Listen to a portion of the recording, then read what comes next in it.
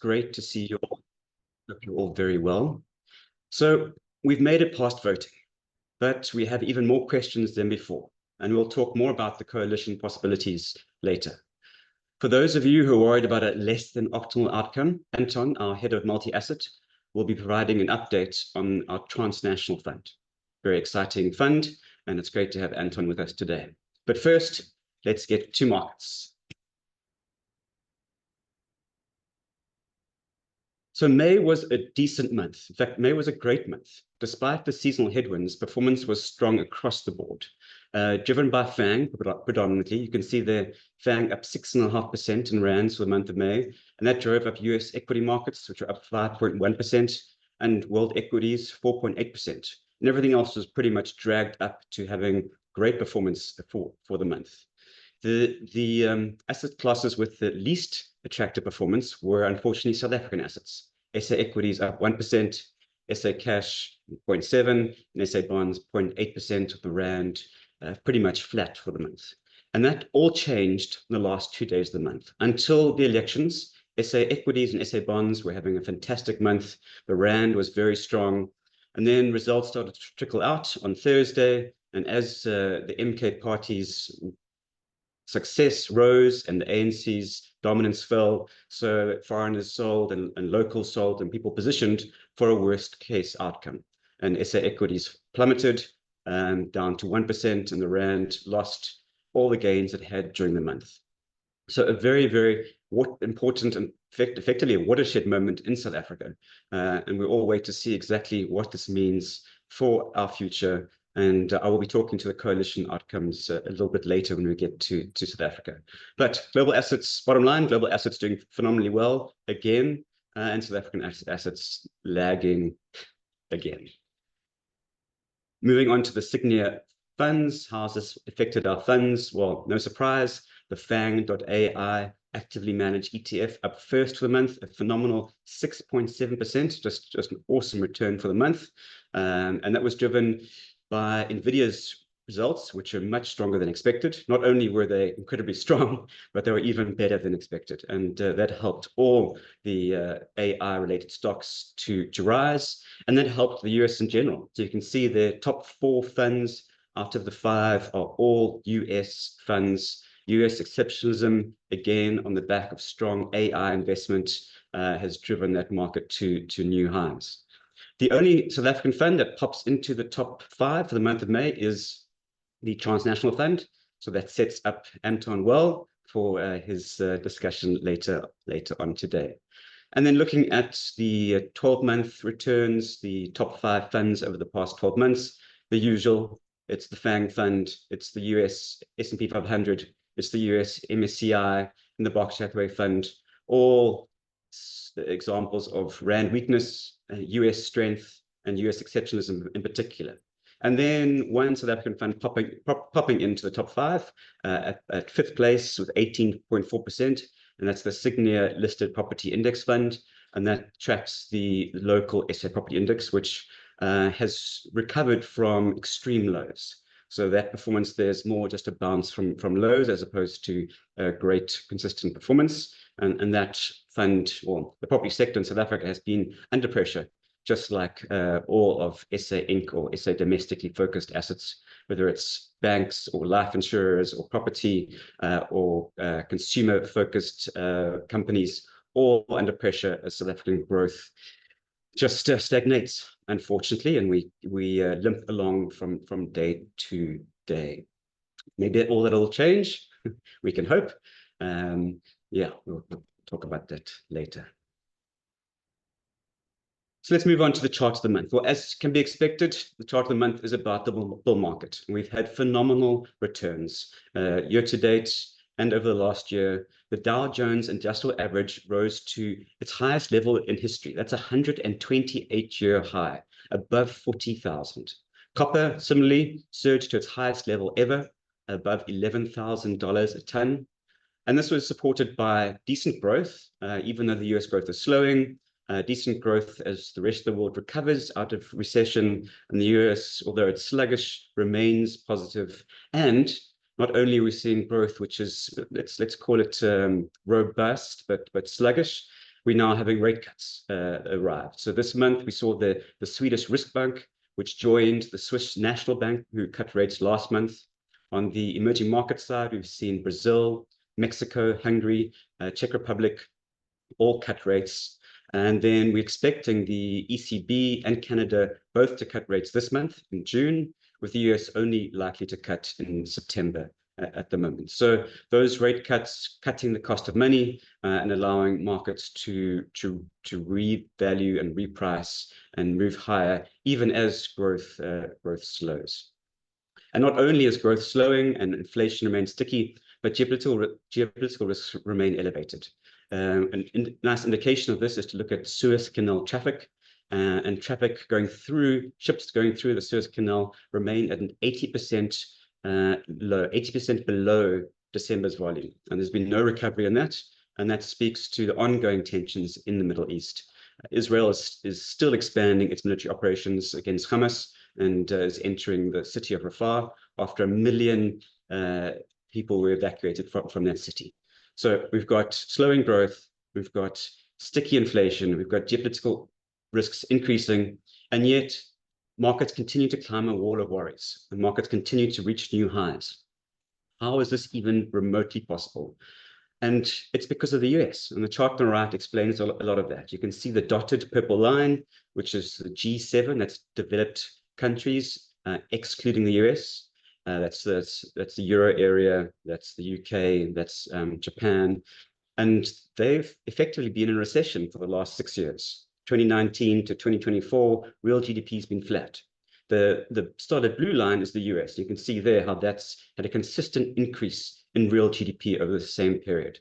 So the US it's not only the US market that's outperformed the rest of the world, but that's been driven by US profits, and US profits have been supported by the US economy. And this economy has been supported by, firstly, fiscal support. I mean, the US has had far larger fiscal support than any other developed economy, and that's because their budget deficit is so high. They're just borrowing at an incredible rate.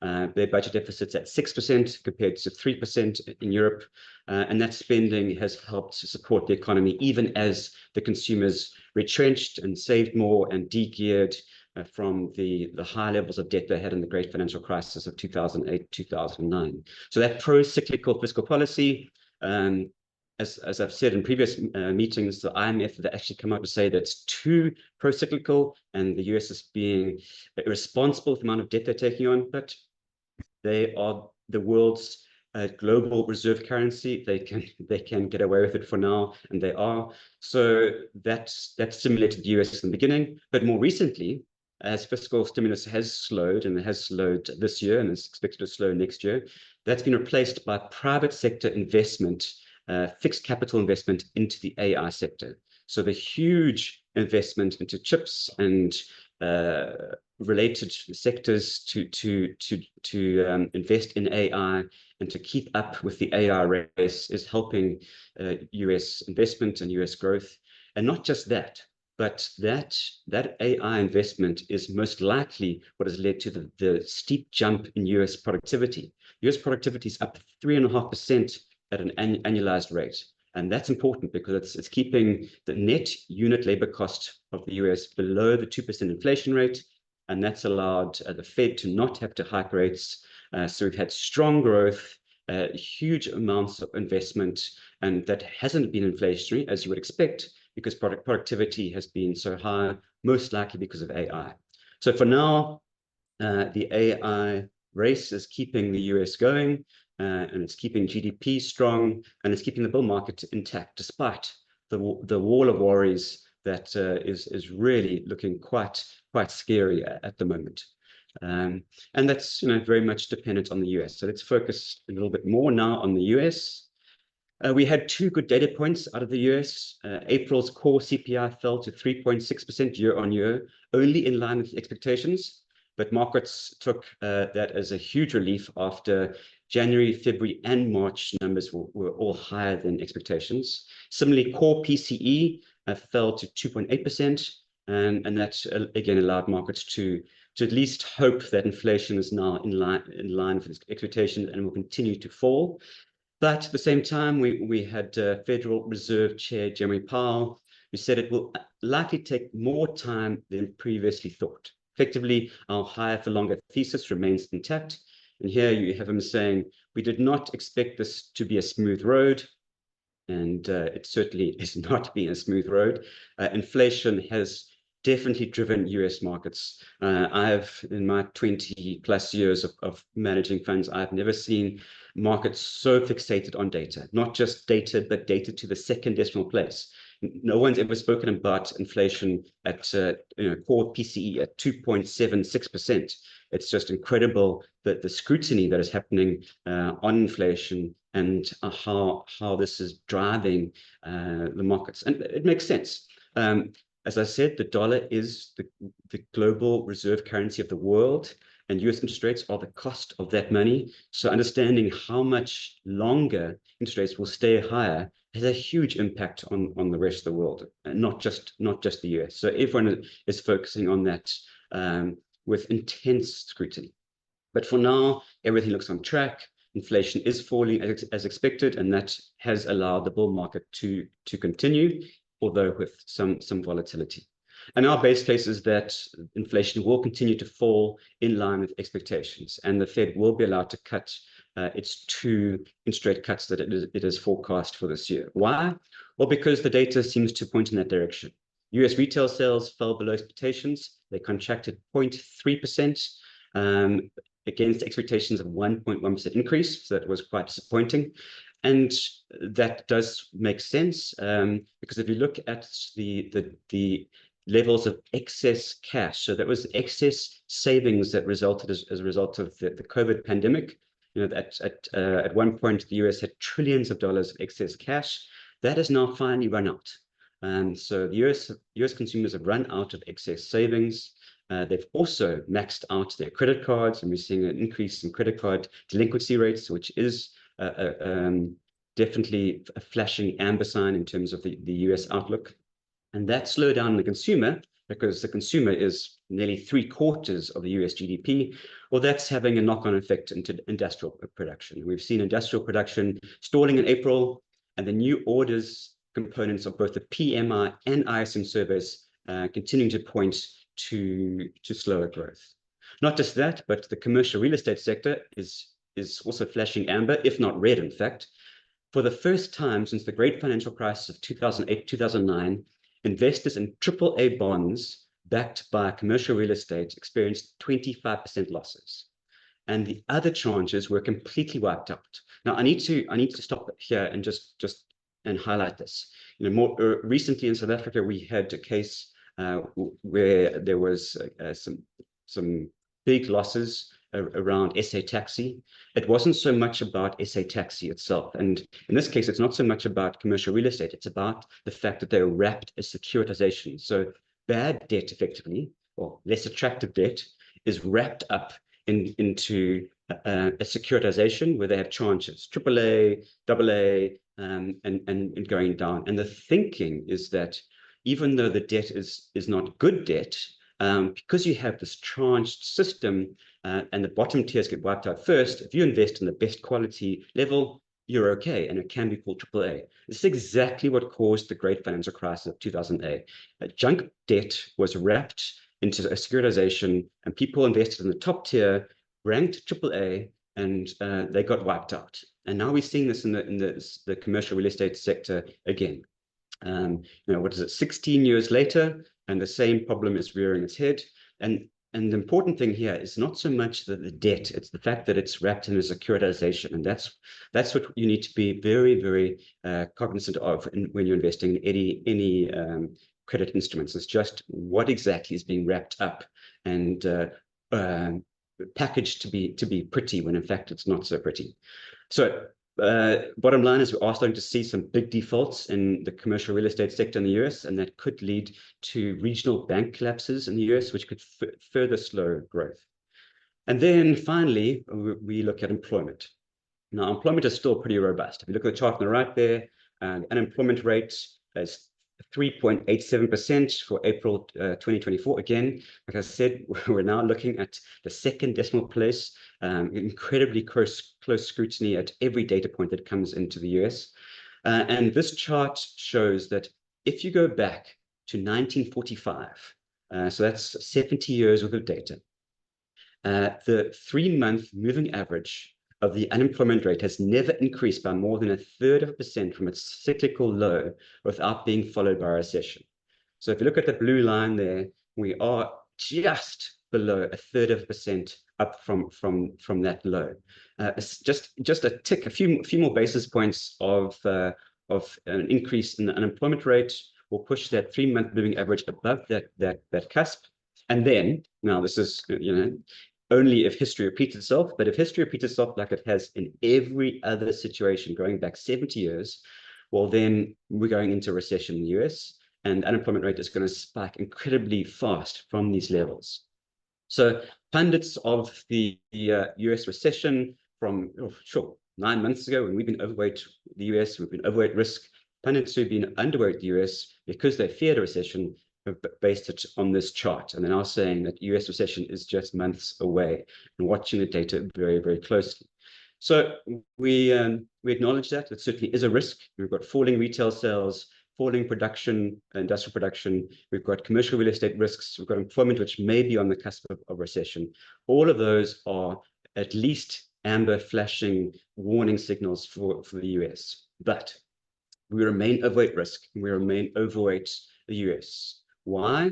Well, partly because when it comes to geopolitical risks, everyone likes to hide in the US. They like to hide in the dollar, and they like to hide in the US. But it's not just that. It's the fact that the US is still enjoying tailwinds from its fiscal support, and now it's enjoying strong tailwinds from the massive investment into AI, which is driving GDP growth and driving earnings in the US.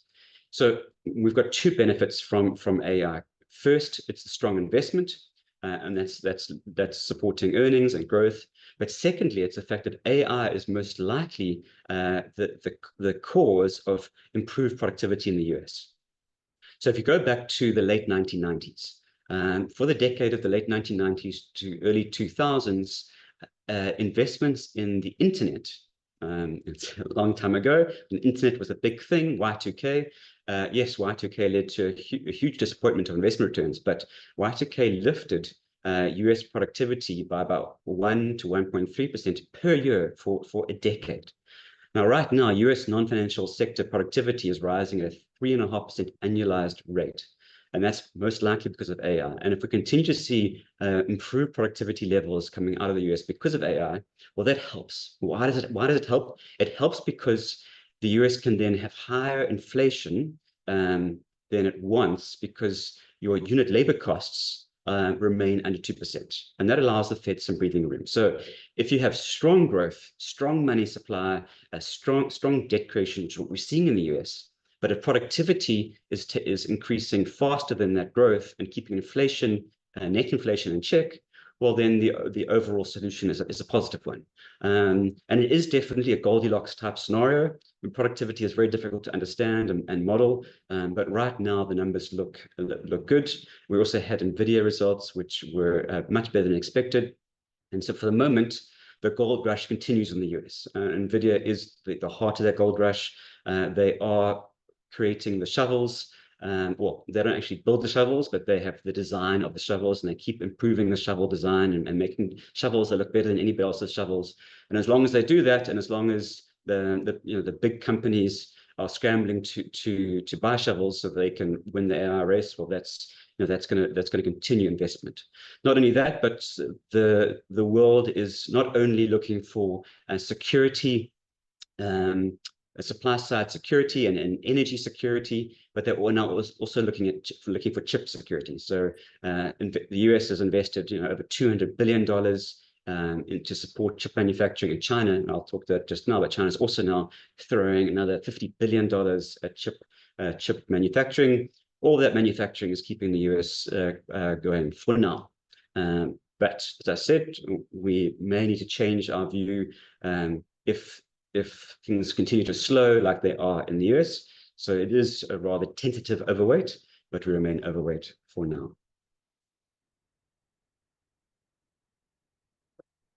Looking at the rest of the world, it's the same chart I had. just because Christine Lagarde just looks so positive in this picture. And we are still seeing positive data come out of Europe, and that global synchronized recovery is still on track. So in the month of April, we saw the JP Morgan global manufacturing PI come in at 50.3, marking its third consecutive month of expansion. Not only that, but we had the zoo expectation series for the Eurozone, keeping Christine Lagarde happy, and that has risen to a 27-month high. And industrial commodities are supporting that story. They're at near-term highs. As I said, copper over $11,000 a ton. So all of that is supporting synchronized global recovery. However, we still haven't gone overweight Europe. We still haven't gone overweight Japan. We still haven't gone overweight emerging markets. Why? Well, the fact is global growth needs to strengthen more meaningfully for Eurozone and Japanese equities to outperform on more than a short-term basis. And right now, we are starting to see some forward-looking indicators showing us a slowdown. Total Singaporean non-oil exports to the US and Europe are contracting, and total Singaporean non-oil exports to China are rolling over. Preliminary Japanese April machine tool orders, and that's a very good indication for global manufacturing, that contracted sharply in April.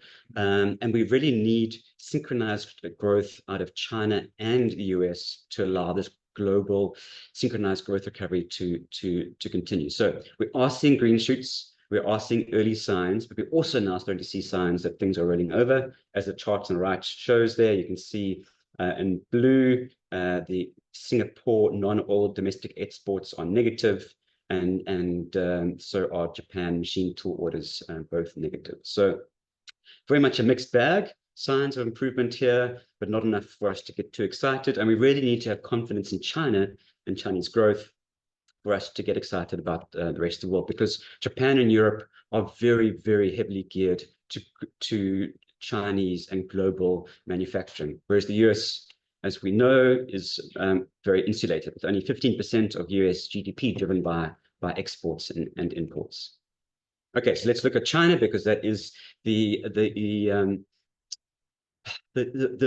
big swing factor in the world. Just like the MK party is the big swing factor in South Africa, China is a big swing factor in global growth, and still the biggest driver of global growth, even though it has been rather volatile. So here you've got Xi Jinping talking about the big fund. As I said, China has retaliated in the chip war and created a $47.5 billion chip fund to back nations' firms. This is the third phase of China's Integrated Circuit Industry Investment Fund, aka the Big Fund. China likes the three new big fund. They like to keep their acronyms to 2 letters. So that's quite an important step in terms of the tech war that is going on between China and the US. Biden's tariffs on select Chinese imports, which targeted semiconductors, batteries, solar cells, and critical minerals, was also quite an important step this month. The EV tariff quadrupled.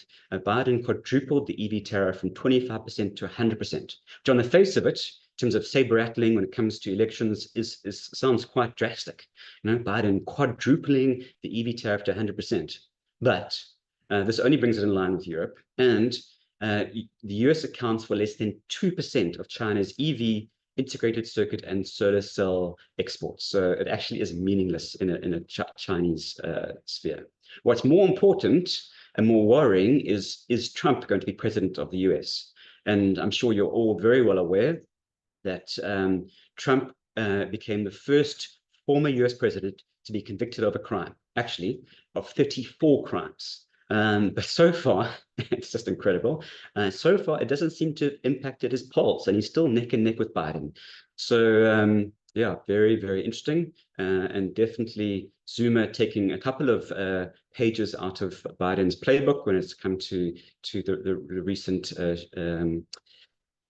tactics that he's gotten up to. So we're watching the space, but if Trump comes into power, he's going to not just do select tariffs. He'll do broad-based Chinese tariffs, which will have negative impacts not only on China, but also on the US, because it causes inflation in a wide range of industries and makes some industries in the US unprofitable. Even though it protects them from foreigners, it just makes them unprofitable and actually can result in the death of certain industries. So not these broad-based tariffs, not as good domestically as one would think, and certainly a big cause for concern. And I would be very concerned about global growth if Trump does come into power. But so far, it's still too far away. In November is those elections, and we'll be getting more updates closer to the time. Okay. So moving on to the details about China. So what is the outlook for China? So China is really China's issue is really one of domestic consumption. It's one of domestic confidence. China produces 30% of the world's goods, but consumes only 15%. So there's nothing wrong with their production. I mean, they've got some of the world's best and lowest cost production. But their domestic consumers are big savers. In fact, they have some of the highest domestic savings around the world, which is, again, one of the reasons why I'm not concerned about Chinese debt. On a net basis, their debt is not something to worry about. They're actually just not spending enough. The Chinese consumer needs to spend more, but they're not spending because the property market is in a downturn. April saw the steepest fall in a decade for Chinese home prices. And that has a very big knock-on effect to the Chinese wealth effect. If your house price is underwater, even if you have excess savings, you're going to hold on to those because you just feel poor. And obviously, there's very big gearing. So, if you've got a 100% bond and suddenly your house price is 10% lower than what you paid for it, that is a huge impact on your net wealth relative to the savings you have. So you just stop spending. Unsold housing inventory is at an 8-year high, and 5 million people are at risk of unemployment if further construction work is halted. So things are looking quite bad in the property sector in China, nothing we weren't aware of, but it hasn't turned. So Xi Jinping's government announced a multi-pronged stimulus. And the big question is this a bazooka stimulus? So what have they announced? Well, they've announced the removal of the minimum mortgage rate. So that's a big step. They lowered the minimum down payment ratio to purchase a house to 15%. Now, that is a massive step for China. It's lower than even in the aftermath of the Asian crisis in the late 1990s. It's lower than even in the aftermath of the great financial crisis in the late 2000s. So that's a very aggressive stimulus to try and get Chinese consumers to buy property and push up those property prices. They've also tried to fix the supply problem. So Beijing has urged local governments to buy unsold homes from developers and turn that into affordable housing. That's very clever. So the plan will not only mop up excess housing supply, but it also gives revenue to developers and provides affordable housing. So a very clever plan which solves 3 problems in one. However, to start off with, they've only allocated about $42 billion of central bank funding to get this done. And Beijing's thinking is that's enough to start, and then the private sector will step in once they see that prices are increasing. However, Bloomberg estimates that the government needs to spend about 3 times that in the next 6 months to improve growth to about 5%. So while this is a fantastic problem, and it really gets down to the bedrock problem that's causing China's low consumer confidence, and you can see on the chart on the right there, the blue line shows consumption willingness index, and that hasn't recovered from pre-COVID levels, and household deposits or household savings still elevated from pre-COVID levels.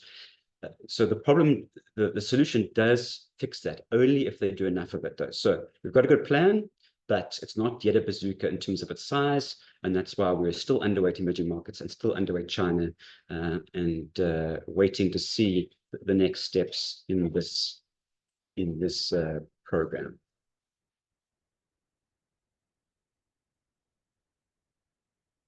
Okay, so let's move on to local news, and lots of local news. So I've got 2 slides on South Africa.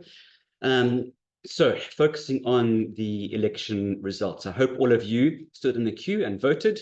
I still even have my little thumb sign to show that I was there for 2 hours and did my bit. So the votes are are done, the results are in, and the big question is what happens now? So here we have Gwede Mantashe talking about the amazing performance by the MK party. That was certainly, a swing factor that no one was predicting. Even the polls that said the ANC would get down to 40%, they said that the MK party might get 8-9%. No one was expecting 14.5%. So Gwede here says KZN reflects something different. It reflects Zulu tribalism. I don't think we should lock ourselves into Zulu tribalism. It is a backward form of politics. It has its time frame and disappears. So Gwede being quite forthright, disparaging even, and just saying that he doesn't think the MK party is a threat, but they certainly stole most of the ANC's votes. So it's hard to say they are not a threat.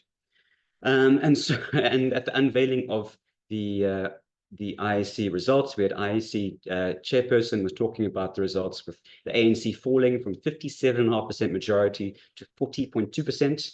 And he, bit of a Freudian slip, he introduced Cyril Ramaphosa as an extinguished guest.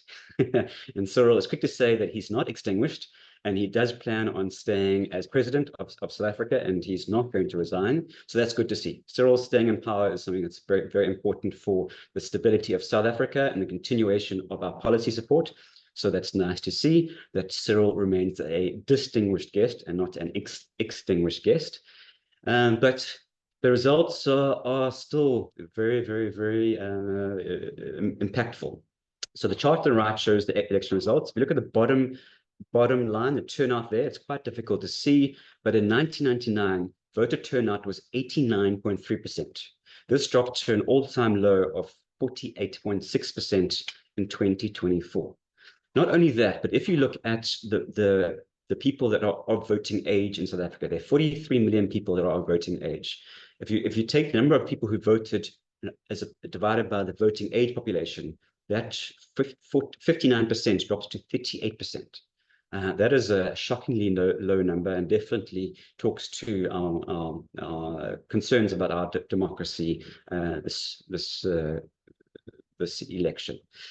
Just looking at some of the results relative to 2019, the DA gained 1% to 21.8. The EFF lost 1.3% to 9.5%. ANC lost 17.3%. That's just a whopping number. And MK gained 14.6%. ANC gained a majority in 5 of the 9 provinces, while the DA retained its majority in the Western Cape, and the MK got close to majority in KZN with 46%. So what now? Okay, so we've got national election. National Assembly has to be held within 14 days, and this can only happen once coalitions have been sorted out. So the Daily Maverick had a very interesting article which spoke about 2 preferred coalition options that the ANC are reviewing right now. So if you have time, go and read that article, very interesting article, but I have summarized it here. Basically, there are 2 options. One is that instead of a coalition, because coalitions don't work well, coalitions introduce risks of policy inconsistency, coalitions introduce administrative inefficiency, coalitions introduce political instability. So the first option is not to have a coalition, but to have something called a confidence and supply agreement with the ANC and the DA and IFP. Now, I've never heard of this confidence and supply agreement, but it is very interesting that it is used currently in Spain, Canada, Turkey, Australia, and India. And it results in a more stable form of government than a coalition agreement. So a very interesting concept. And it would be done with the ANC holding executive power, while the DA would take legislature. So what that means, basically in a nutshell, the ANC would keep power because the DA would promise not to vote with, if there was ever a vote of no confidence against the ANC, the DA would not join that vote. So that's the confidence part. And in return, the DA would get certain agreements about some of their policies. And we would have to see exactly how that takes place. Now, there are reasons that this could work. I mean, the IFP and the ANC have a good rapport, and it would help the ANC rebuild KZN. On the other hand, DA policies conflict quite broadly with the ANC. Firstly, the DA is against BEE, the DA is against land expropriation, and the DA is against minimum wage. So there's some big hurdles to cross if we want to achieve some sort of agreement. The second option is a coalition with the ANC, the EFF, and the PA. So this is probably an easier thing to sell to ANC supporters. It's less likely that ANC supporters will reject, and it will be basically seen as the ANC reuniting itself. But it does have some big concerns for the South African Constitution. As you know, the EFF want to amend the South African Constitution. They want to nationalize the SARB. They want to accelerate land expropriation. They want to create a state-owned bank. They want to create a state-owned pharmaceutical company. So a coalition with the ANC and EFF is a big cause for concern from an economic policy. We could expect more radical economic policies, and that would lead to less investment confidence and most likely foreigners selling. If a small amount of foreign investment that's still in South Africa would probably sell. So we'd see markets falling, bond markets falling, equity markets falling, and the rand weakening.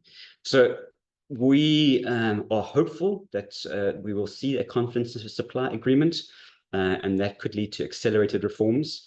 But I think the easiest step forward for the ANC is a coalition with the ANC and EFF, just in terms of least likelihood that the ANC would lose votes in the next 5 years before whoever's left in the country to vote. And that's right now probably a 60% probability relative to a 40% probability in terms of how this pans out. We remain underweight South African equities, and we remain overweight global until there is more certainty about this outlook.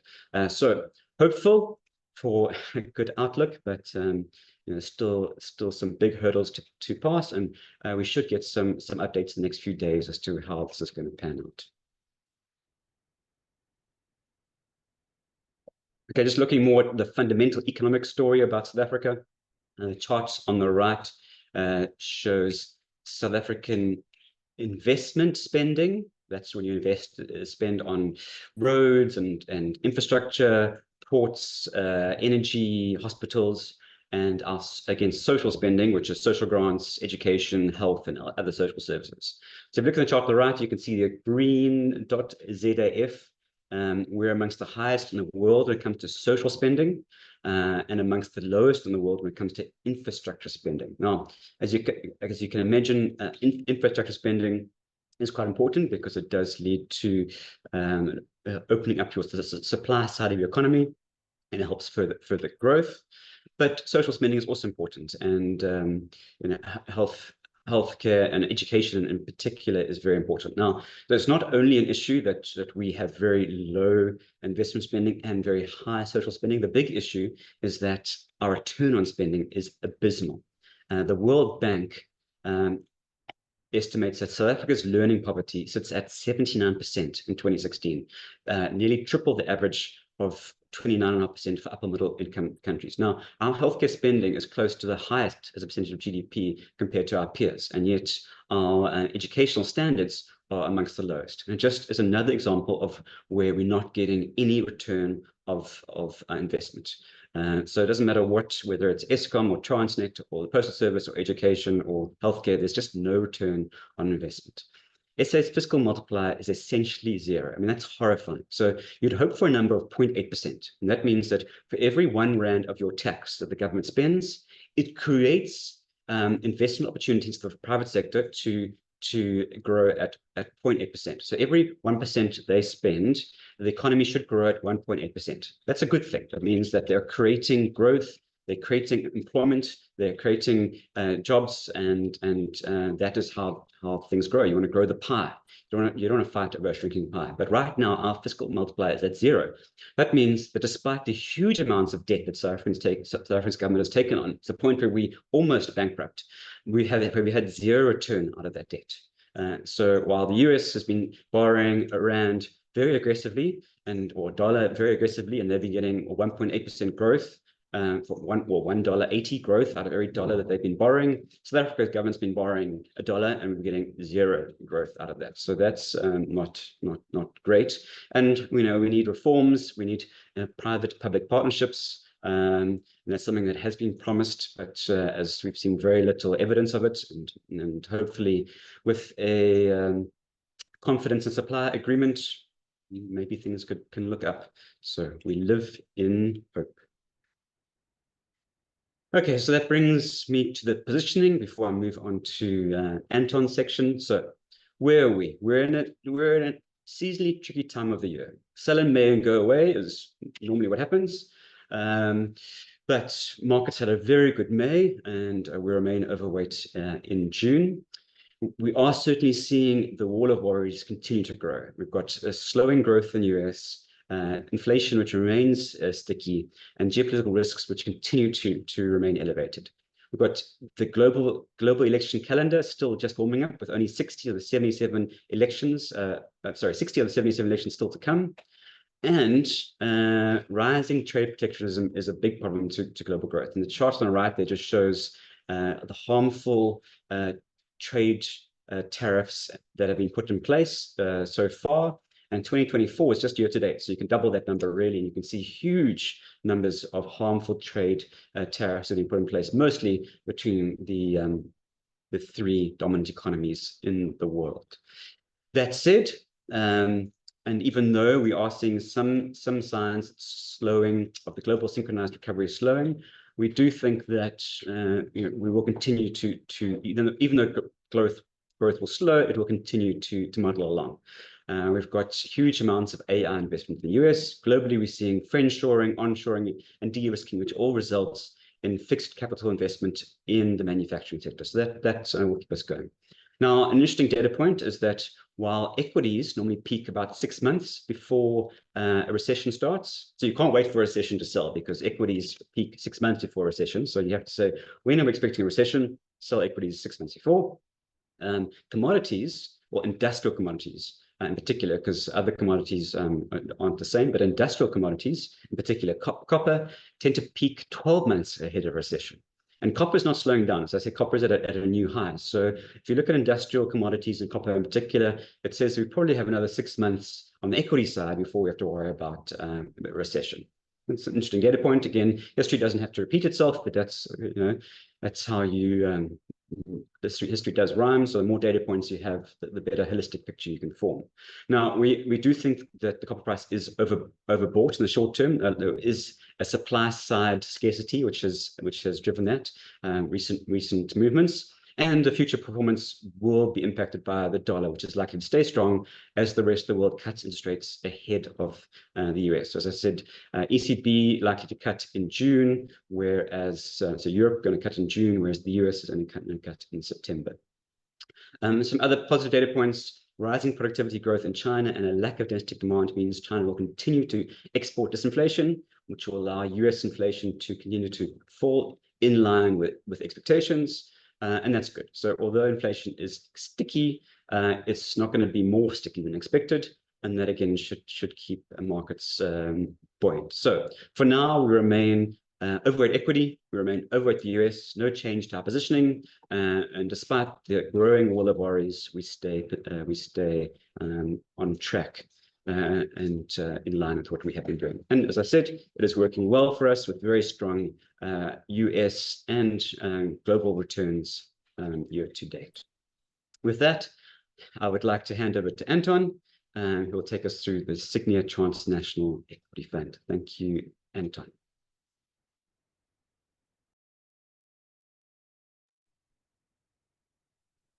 Thank you very much, Carl, and good morning, everyone. So as Carl mentioned, today I'm going to talk a little bit about our brand new fund, the Sygnia Transnational Equity Fund, a very exciting fund that we launched just 7 months ago. So jumping right in, the fund invests just in JSE listed equities. That means we only invest in domestic equities. We don't invest in any offshore equities. So very important, you'll see later on, this is just for Regulation 28 purposes. However, as the name of the fund, Transnational, suggests, we invest in South African companies that have not just an exposure here in South Africa, but an exposure all around the world. And more particularly, we target companies that have the majority of their revenue coming from offshore sources. So the nice thing about this is it provides you some exposure to companies that's not directly linked to the South African economic growth, and as such serves as an excellent hedge against poor GDP growth in South Africa. It's worth noting that this is an active fund. It's systematically managed. It works on a rule-based approach. We don't just invest in anything that we like. We have to follow very strict rules. And we currently have two versions of this fund, a Sygnia Life version of the fund and a unit trust version of the fund. And they both launched more or less the same time. When we launched the live version of the fund, we had to do some backtesting just to make sure that the rules-based system works. And looking at the backtesting of the live fund, it outperformed the CapsFix average by 4.6% per year over the past 5 years. However, since we actually launched the fund about 7 months ago, the fund has outperformed 6 out of the 7 months since inception. And quite a nice report that we received this morning from Corian Capital just shows the top performing SA equity funds for the month. And the Sygnia Transnational Equity Fund actually came in first place for the month of May, showing best SA equity fund for the month, performing 3.9% compared to the CapsFix, which had 0.9% performance. So the fund has extremely low fees. Management fees is just 0.37%. There's no performance fees on the fund. It means that you can include it in your tax-free savings account. A little bit more on the fund. We target sector neutrality compared to the CapsFix. That means that we maintain the same financials and industrial split relative to resources as the CapsFix does. So we take no active sector bets there. The fund currently has about 30 holdings, and most importantly, it has a weighted offshore revenue exposure of 97.1%. So this means that if you had to look at all of the revenue earned by all of the companies within the fund, 97.1% of that revenue came from outside of South Africa and not from within South Africa. This compared to the SWIX, which had about 56%, and the JSE Top 40, which had about 60%. Just looking at how we actually manage the fund. Firstly, we start off by looking at all of the JSE listed shares in South Africa, and then we filter it for size and liquidity. For size, we have minimum market cap requirements. We don't want to invest in small caps. We want to invest in established companies. And then obviously for liquidity, we don't want to invest in any shares or any companies that are illiquid, as it's very important for day-to-day management. Once that's been narrowed down, then the interesting part starts, where we take a very deep dive into each of the company's financial statements, and we work out exactly how much of that revenue comes from within South Africa and how much of the revenue earned comes from outside of South Africa. Then we exclude any company that doesn't have at least 70% of their revenue coming from outside of South Africa, and we narrow it down further. Once that's done, we include all of the companies into the fund at their market cap weight. We adjust these weights to ensure that the Resi-Findi split remains sector neutral to the CapsFix. And then on top of that, we apply a 10% cap to any individual share. So this is to reduce concentration risk and as per regulation. Whenever we have a special situation where two companies, for example, Prosus and Naspers, are very, very closely linked to each other, then we apply a 12% cap combined. So once all of that is done and dusted, we're left with a top 10 holdings that look something like this. So the 5 biggest shares in the company make up 50% of the fund: Anheuser-Busch, Prosus, Richmond, British American Tobacco, and BHP. And then the 25%, the 25 other companies make up the rest of the fund, all well-known established companies with very high levels of offshore revenue, such as Glencore, MTN, Bid Corporation, Aspen, and Reinet. And then finally, just touching on the performance again. So again, this is for the Sygnia Life version of the fund. Full disclosure, everything to the left of this line here is backtested performance. Everything to the right is actual performance since the launch of the fund. There's just two things I would really like to highlight on this chart here. Firstly, if you look at the top two lines, the top one is MSCI World in Rand terms. So that represents offshore equity. The line just below that is the transnational portfolio. That is obviously the portfolio in question. First thing I would like to point out is just the correlation between the two. you can see that the transnational portfolio is extremely correlated to the MSCI World. So it serves as an excellent alternative or supplement to international equity. The second thing I'd like to point out is that just of outperformance. So if you compare the bottom, the second from the bottom, which is the JSE Cap Swix Index, if you had to invest 100 Rand into the Cap Swix Index back in April of 2019, it would currently be worth about 143 Rand. If you had to invest 100 Rand in the transnational portfolio, same time back in April in 2019, it would currently be worth about 197 Rand. So just in summary, if you are looking for a pure equity fund domestically listed that is highly correlated to offshore equity, that's sector neutral to the Cap Swix, then speak to your advisor today about the Sygnia Transnational Equity Fund. It is available on our list. You can invest into it into your RA. You can invest into it as a direct investment or into your tax-free savings account. Thank you very much. Thanks, Anton. That was fantastic. Just to also add that there is the A fee class, which, as Anton mentioned, is a very, very low fee. And there's also a B class, which is a zero management fee with only a performance fee. So that's in line with the Divi fund that we have. So where we do have thematic active funds, we both the Divi fund and the transnational fund, we give you the option of a zero management fee, and you only pay performance fee when the fund outperforms the benchmark. Quite phenomenal fee structure. Not many places around where you can get a 0% fee and only pay when the fund beats its benchmark. So do also keep that in mind if you're looking to invest in the fund. Okay, let's have a look at some of the Q&A.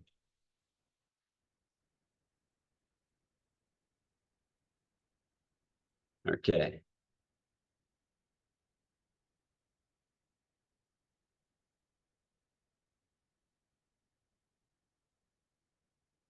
Anton asks, why is the fourth Industrial Revolution Fund lagging the FANG fund by so much?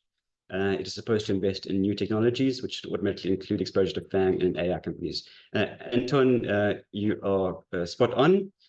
When it comes to FANG, everything is lagging the FANG, and that's because of the concentration. So the fourth Industrial Revolution Fund does have exposure to FANG stocks.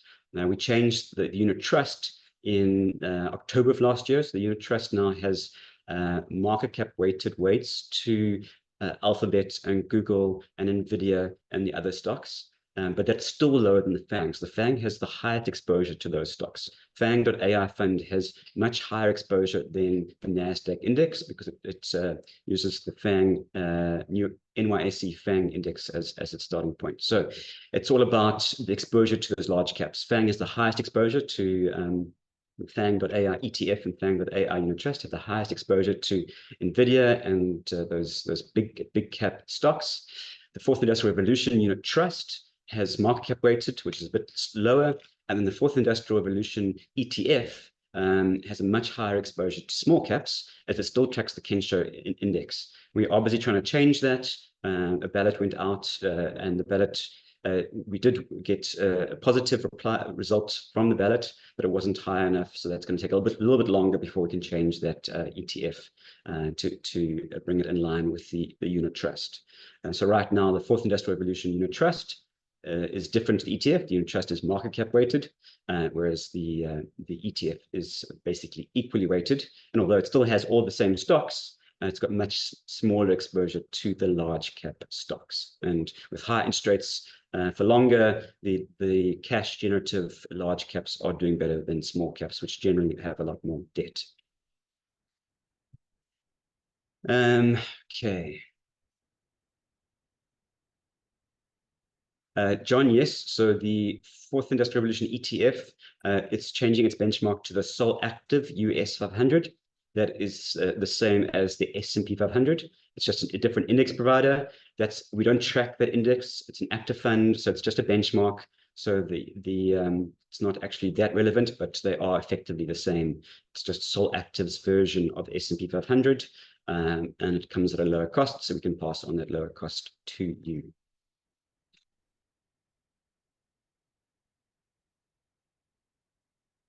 Andre has a question on certificate for direct investments and tax. Andre, unfortunately, I can't help you with that. Can you please email admin@sygnia.co.za? I'm definitely not an expert on foreign dividend tax.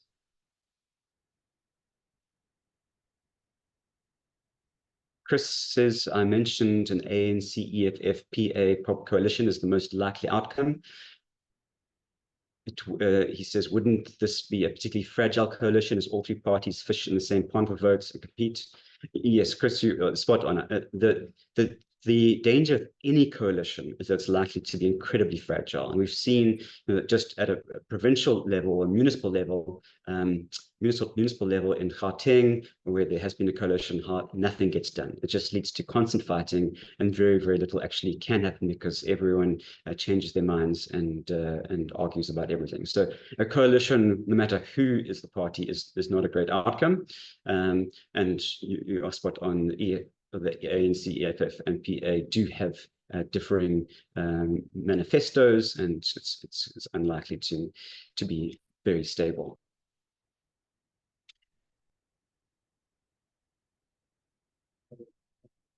Wayne says zero growth, rising government debt, high net worth immigration, reducing tax collectibles, more and more strain as a result of grants. Is there any scope to reverse the decay, or are we painting a dire picture post-2028 elections?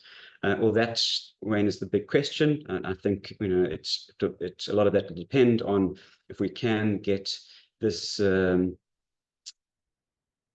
agreement with the DA, even if it's not a coalition. In fact, it's probably more stable than a coalition, so it's better. But if we can get this confidence and supply agreement with the DA, then there's every reason that things should get better by 2028.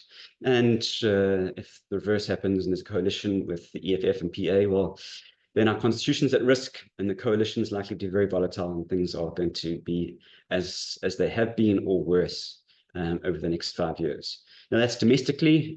We can also hope for some global tailwinds. If China continues to stimulate and the property market continues to recover, well, that's good for commodities. Commodities, if they continue to rally, well, that's good for the rand because we export commodities. Already, our trade deficit is in surplus, which means the rand is actually cheap on a fundamental basis, assuming we don't completely write off our railroads and our harbors. Even with the limited amount of exports we're getting through right now, we're still in a trade surplus. So the rand right now is probably fairly valued.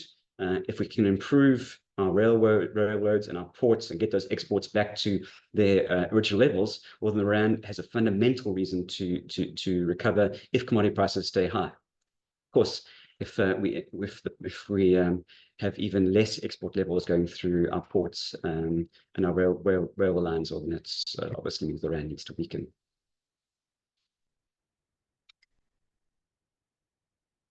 Okay. Yes, George, the MK Party and EFF both want to change our constitution, dealing with property rights. That's something that MK and EFF agree on, and to some extent the ANC. Does this mean bad news for the SA property market? I think the SA property market depends on which sector you're looking at. Is residential, and residential is very much impacted by immigration, or is it industrial and retail? And that, if you look at the listed sector, nearly half the listed sector is actually offshore. Growth Point's got a massive exposure to Australia. Most of the top 3 companies in the listed property sector have exposure to Europe, and so there's a bit of a balanced picture if you look in the listed sector. But definitely, the actual SA Inc. itself will struggle if the constitution were to change. Rion says, when does the soft suspension of the Sygnia Fourth Industrial Revolution Global Equity Unit Trust end? That is still sitting at a 40% soft cap. Then the difficulty there, Rion, is just the rand continues to weaken. So we have a 45% balance, and every cent the rand goes weaker, so that 45 grows and becomes a bigger number. So we need more and more inflows into domestic funds. But as you can imagine, given the uncertainty, it's very hard to encourage domestic flows right now. So unfortunately, we are capped still at 40% in our unit trusts. Wahib says, I know it's difficult to predict. However, how long do you foresee the FANGs still remaining the best performer, given that heavy investing will probably be there for the short to medium term? As I said, we are overweight FANG within our portfolios and overweight the US. And there is very strong AI investment and chip investment happening, which is supporting that sector.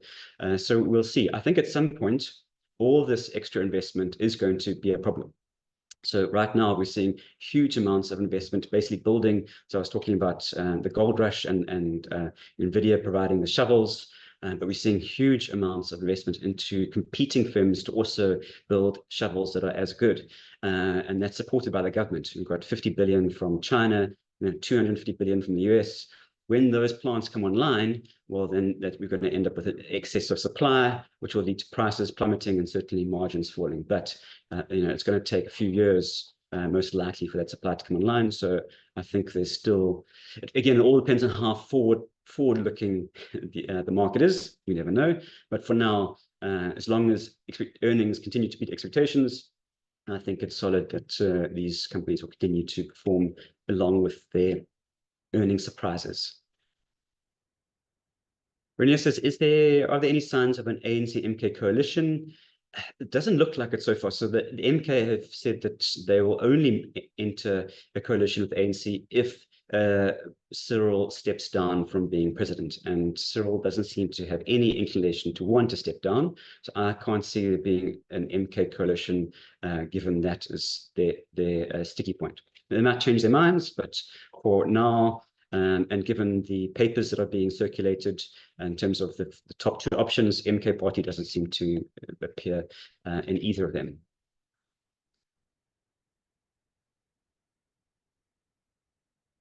Barbara asks a very good question.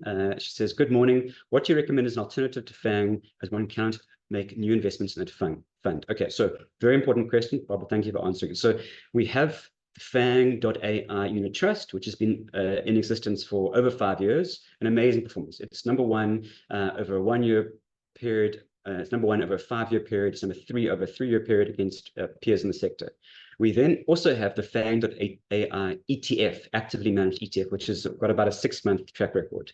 Those two funds are identical. They follow this exactly the same investment process. They hold exactly the same stocks. So if you can't invest in the unit trust, you can get the identical exposure by investing in the ETF. So please use that as a vehicle. Similarly, we have a fourth industrial, we have the Fourth Industrial Revolution Unit Trust and the Fourth Industrial Revolution ETF. Those are currently different. The Unit Trust, which is capped, has got a market cap weighted basis, but we are busy balloting to change the ETF to make it an actively managed ETF. And then once that happens, and it'll probably happen within 2 months, then the Fourth Industrial Revolution ETF and Unit Trust will be identical, like FANG. And finally, with our third global thematic fund, the Health Innovation Fund, right now the Unit Trust has got more innovation in it, and it's overweight the semaglutide weight loss drugs, which is working very nicely for the fund, whereas the ETF is a passive fund. We are also busy balloting to change the ETF so that that will be an active fund. It's not too different, but it is a tweak. So right now you can invest in the Health Innovation ETF or the Fourth Industrial Revolution ETF or the FANG ETF.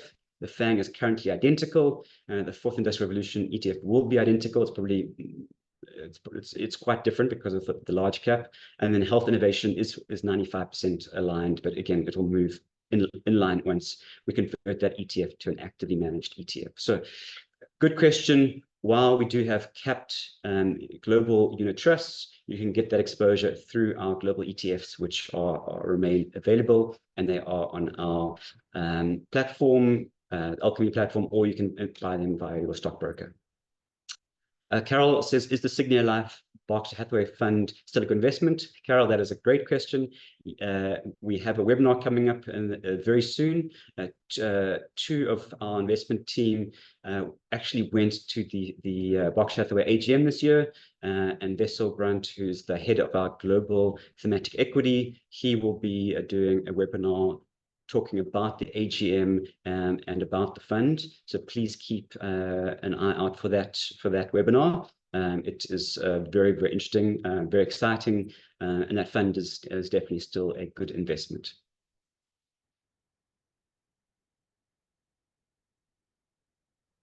Karisha asks, please explain the EFT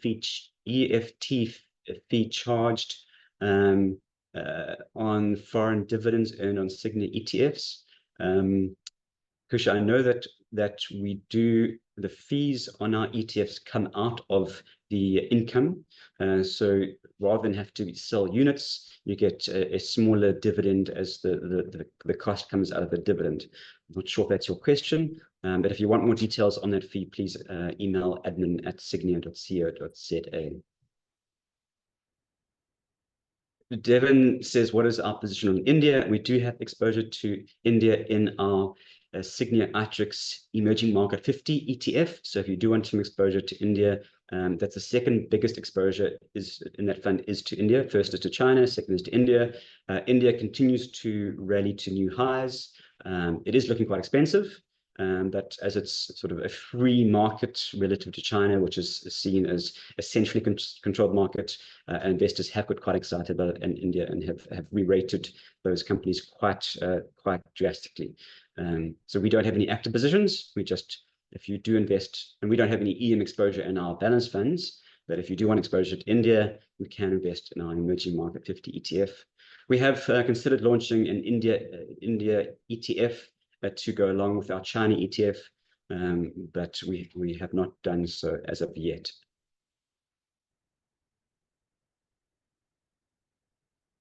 EP asks, when will we get an update on OSC? That's a good question. I do think we do need to have an updated webinar on OSC. I will look into that. Mervyn, pleasure. Thank you for joining. Mervyn says, any thoughts as to when emerging markets may start to shine? Mervyn, emerging markets are actually doing quite nicely over the last 3 months. As we are seeing China recover off its lows, as India continues to do well, it's on an absolute basis, emerging markets are doing well. The problem is everything is just dwarfed by the amazing performance of FANG, which then drives up the US. So even though we're seeing very strong performance out of emerging markets, it's just not keeping up with FANG. We could see, so right now we remain overweight US, we remain overweight equity, and within the US we remain overweight large caps. We could see a change to our view when inflation starts to, if inflation starts to fall faster than expected, because if inflation starts to fall faster than expected, it means the Fed can cut rates faster than expected, which means the dollar will weaken, and a weaker dollar will support emerging markets. So that is the one catalyst, or a bazooka from China is another catalyst. So there are a few catalysts that we are watching for, but nothing yet to show a sustainable recovery in emerging markets. Sydney says, what is happening to the OSI fund? I have been invested for close on 4 years and performance has been low. Sydney, you are correct. The OSI fund, now the OSE fund, is a long-term investment. It is venture capital. So, it's an 8 to 10 year investment. It involves a J curve, and that J curve has been extended by the fact that interest rates have been higher for longer. And as a result, it's very expensive for companies to raise capital. So how VC funds work is that the only way, because they're unlisted, the only way you can reprice them is when the companies raise capital, and then you use the valuation that they raise capital at to mark-to-market your portfolio. But because money right now is so expensive, all those companies are actually cutting back on R&D and slowing expenses, and so that they can reduce or delay the next capital raise because of the very expensive debt, and that means that we can't reprice the underlying company. So there's still a good long-term outlook in OSC, but it's the The timing of that has been extended. We have to wait for some interest rate cuts to come through, particularly in the UK, because those are UK-based companies, to start to see some more capital raises, and as a result, a revaluation of that NAV. So probably a 1 to 2 year time frame before we start to see anything exciting happening in that space. Reason it says, what are our timelines for the app? The app is in development, and it's something that we are looking forward to having soon, but I can't give you any timelines on that.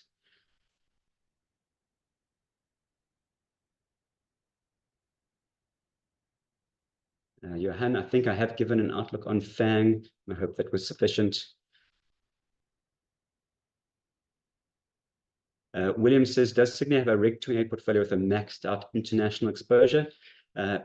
William, if you're looking in the unit trust space, the Skeleton Balance 70 fund, which is my favorite fund, that currently has 42% offshore. The max is 45, so it's pretty close to that level. It's not quite at 45, but we are close to that max level. So that remains my favorite Reg 28 fund, as you all know. So that should be my default when I'm looking at long-term retirement fund investments.